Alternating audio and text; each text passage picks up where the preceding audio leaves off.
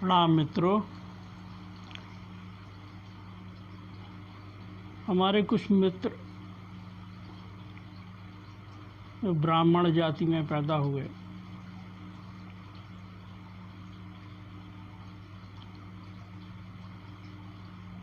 वो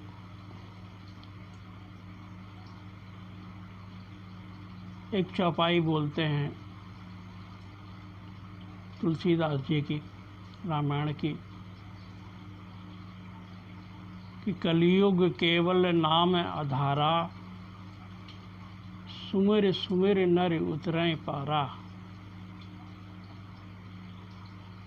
और उन्होंने हमसे ये भी कहा कि ये हम तो बस इसको ही मानते हैं और इसको ही जपते रहते हैं। कलयुग में केवल नाम ही पर्याप्त है उसका, और हम राम राम राम राम राम राम जपते रहते हैं।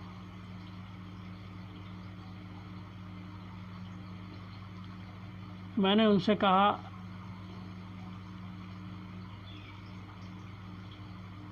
कि चौपाई में कोई खोट नहीं है, चौपाई एकदम सही है, लेकिन उसका अर्थ जो तुमने निकाला है वो तुम्हारे हिसाब से सही हो सकता है, लेकिन वास्तविक अर्थ इसका ये नहीं है जो तुम सोच रहे हो। शास्त्र हमारे गलत नहीं है, शास्त्रों में बहुत कुछ लिखा गया है, सही लिखा गया है, लेकिन उनके अर्थ तो हम ही निकालेंगे। उनके शब्दों का मतलब तो हम ही निकालेंगे। और हम क्या निकालेंगे? हम जो होंगे, मेरी जो कॉन्शसनेस होगी, मेरी जो चेतना का तल होगा, मेरा जो बौद्धिक स्तर होगा, हम उतने ही अर्थ निकाल पाएंगे। तो यही है इस चौपाई के साथ। उन्होंने सोचा नाम का मतलब राम, और राम राम को रटते रहो, रटने से भवसागर पार हो जाएंगे। नहीं, इसका मतलब ये नहीं है।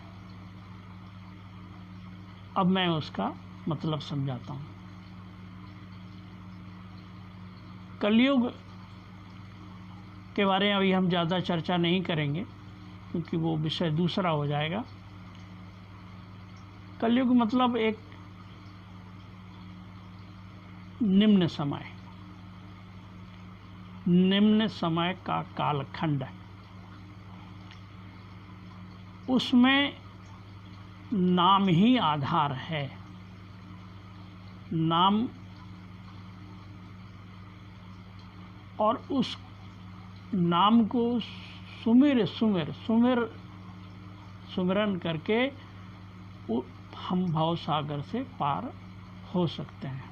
अब देखिए, अब इसमें नाम जो है, जिसको नाम कहा गया है, वो नाम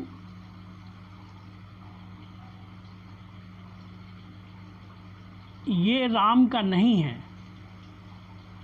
जो आप सोच रहे हैं। राजा दशरथ के पुत्र राम ही नहीं है, इससे पहले भी राम हुआ है।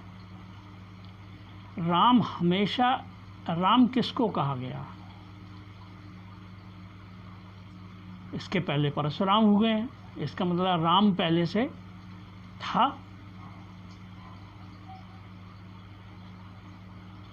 दशरथ पुत्र राम तो परशुराम के आगे बच्चे हैं, लेकिन परशुराम का मतलब है परसा वाले राम, जिनके हाथ में परसा है, वो परशुराम।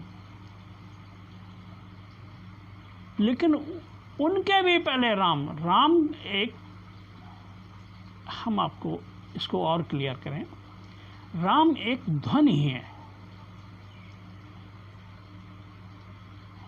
जब साधना में हम जाते हैं तो अस्तित्व में एक ध्वनि गूंज रही है। उस ध्वनि को अलग अलग समुदाय ने अलग अलग ढंग से उसको समझा है। ध्वनि एक ही है, लेकिन उसको लिया अलग अलग ढंग से है। वो ध्वनि देखो, मैं आपको सुना के दिखा रहा हूँ कि वो ध्वनि क्या है।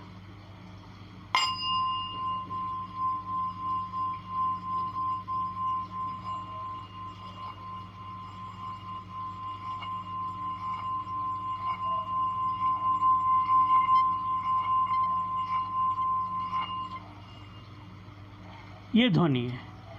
इस ध्वनि को कुछ लोगों ने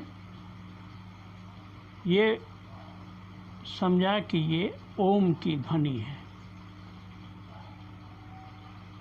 कुछ लोगों ने इस ध्वनि को राम की ध्वनि कह के स्वीकारा है। मुस्लिम और यहूदी धर्म ने इसको आमीन के नाम से स्वीकारा।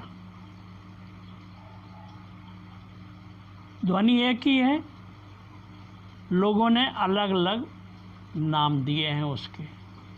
ऐसे ले लीजिए, जैसे मुर्गा बांग देता है सुबह, तो मुर्गा करे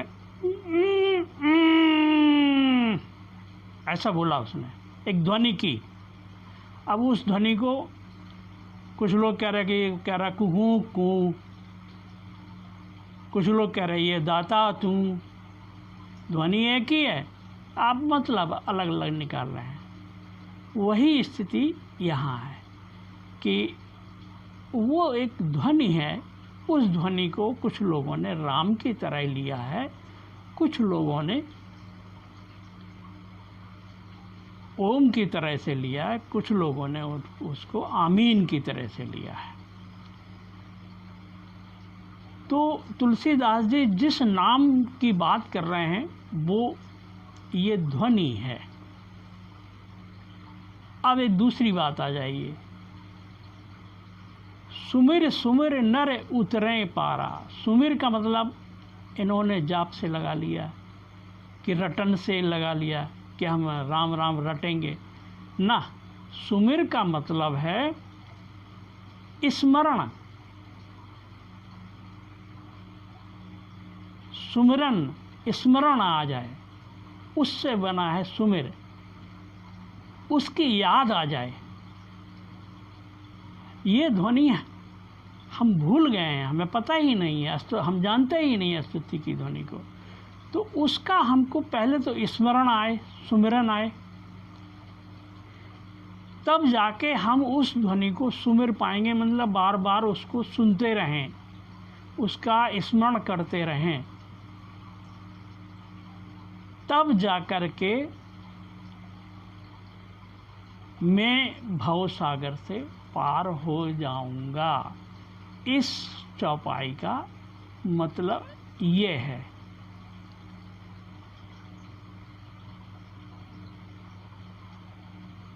इस ध्वनि को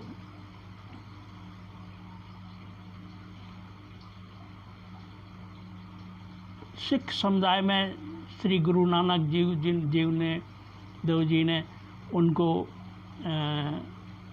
उसको एक ओंकार कहा है, एक ओंकार सतनाम शब्द कहा है, इसी ध्वनि को कहा है। इस ध्वनि से पूरे सृष्टि का निर्माण हुआ है, पूरे जगत का निर्माण हुआ है, ऐसा अध्यात्म का मानना है।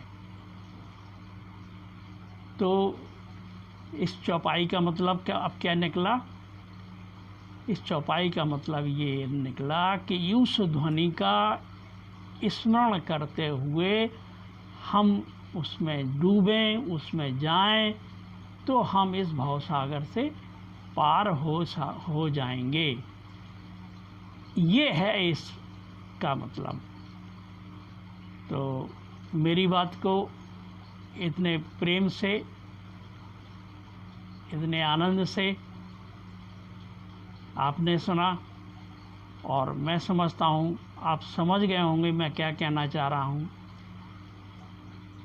शास्त्र गलत नहीं है, हमारे शास्त्रों का मतलब हम गलत निकालते हैं।